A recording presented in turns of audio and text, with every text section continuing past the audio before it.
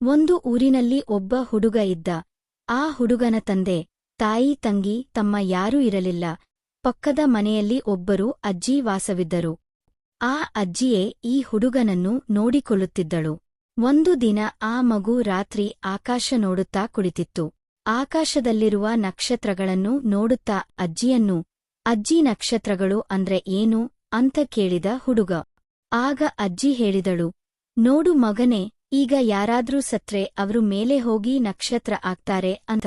ಆ ಹುಡುಗ ತುಂಬಾ ಕುತೂಹಲದಿಂದ, ಅಜ್ಜಿ, ಹಾಗಾದ್ರೆ ನನ್ನ ಅಪ್ಪ, ಅಮ್ಮ, ತಂಗಿ, ತಮ್ಮ ಎಲ್ರೂ ನಕ್ಷತ್ರ ಆಗಿದಾರಾ ಅಂತ ಕೇಳಿದ. ಅಜ್ಜಿಗೆ ತುಂಬ ದುವಥ ಆಯ್ತು. ಆದ್ರೂ ಅದನ್ನ ತೋರಿಸಿಕೊಳ್ದೇನೆ, ಹೌದು ಮಗನೇ, ಅವರು ಕೂಡ ನಕ್ಷತ್ರ ಆಗಿದ್ದಾರೆ ಅಂದ್ಲು. ಆಗ ಆ ಹುಡುಗ ಮೇಲೆ ನೋಡಿದ್ದ. ಆಕಾಶದ ಒಂದು ಮೂಲೆಯಲ್ಲಿ ಒಂದು ಪ್ರಕಾಶಮಾನವಾಗಿರೋ ಒಂದು ನಕ್ಷತ್ರ ಕಂಡಿತು.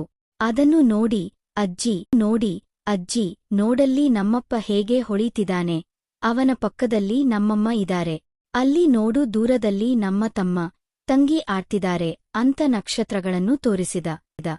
ಅಜ್ಜಿಗೆ ಏನೂ ಹೇಳ್ಬೇಕೋ ತೋಚಲಿಲ್ಲ.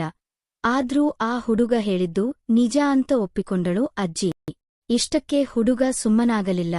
ಮತ್ತೆ ಮುಂದುವರೆದು, ಅಜ್ಜಿ, ನಾನು ಅವರ ಹತ್ರ ಹೋಗ್ಬೇಕು, ಹೋಗೋಕಾಗಲ್ವಾ ಅಂತ ಕೇಳಿದ. ಆದ್ರೂ ಮಗು ಸುಮ್ಮನಾಗಲಿಲ್ಲ. ಮತ್ತೆ ವಿಮಾನಗಳು ಹೋಗ್ತಾವಲ್ಲ, ನಾನೂ ವಿಮಾನದಲ್ಲಿ ಹೋಗ್ತೀನಿ ಅಂದ ಹುಡುಗ.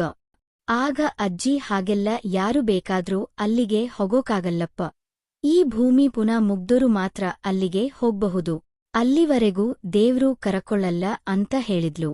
ಅದಕ್ಕೆ ಅಜ್ಜಿ ಸಮಾಧಾನದಿಂದ, ವಿಮಾನ ನಕ್ಷತ್ರಗಳವರೆಗೆ ಹೋಗೋಲ್ಲಪ್ಪ, ದೂರದ ಊರಿಗೆ ಮಾತ್ರ ಹೋಗ್ತವೆ ಅಂತ ಹೇಳಿದಳು. ಹುಡುಗ ಈ ಬಾರಿ ಹೇಳಿದ, ನೋರಜ್ಜಿ, ನನ್ನ ಕುಟುಂಬದವರೆಲ್ಲ ಹೇಗೆ ನಗ್ತಾ ಇದ್ದಾರೆ, ನಾನಿಲ್ಲಿ ಒಬ್ನೇ ಎಷ್ಟೊಂದು ಕಷ್ಟ ಅನುಭವಿಸ್ತಿದೀನಿ. ಇಲ್ಲಿ ಇರೋ ಜನರೆಲ್ಲ ಸ್ವಾರ್ಥಿಗಳು, ಯಾರು ಯಾರನ್ನೂ ಪ್ರೀತಿ, ಕರುಣೆ, ಮಮತೆಯಿಂದ ನೋಡಲ್ಲ, ಎಲ್ರೂ ತಾವು ಚೆನ್ನಾಗಿದ್ರೆ ಸಾಕು ಅನ್ಕೋತಾರೆ. ನಾನು ಬೇಗ ನಕ್ಷತ್ರ ಆಗ್ಬೇಕಜ್ಜಿ, ನಮ್ಮ ಅಪ್ಪ, ಅಮ್ಮ, ತಮ್ಮ, ತಂಗಿ ಹತ್ರ ಹೋಗ್ಬೇಕು ಅಂತ ಹಠ್ ಹಿಡಿದ.